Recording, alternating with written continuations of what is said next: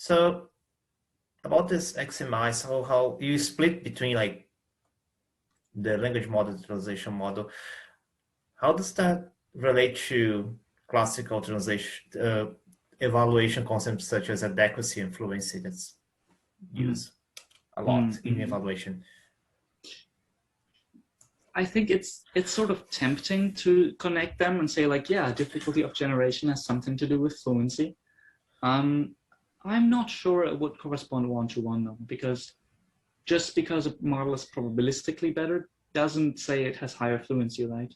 It may very well just hone in on a few modes, a few ways to express concepts and be really terrible at the other ones. It'll be very fluent, it'll just be very boring.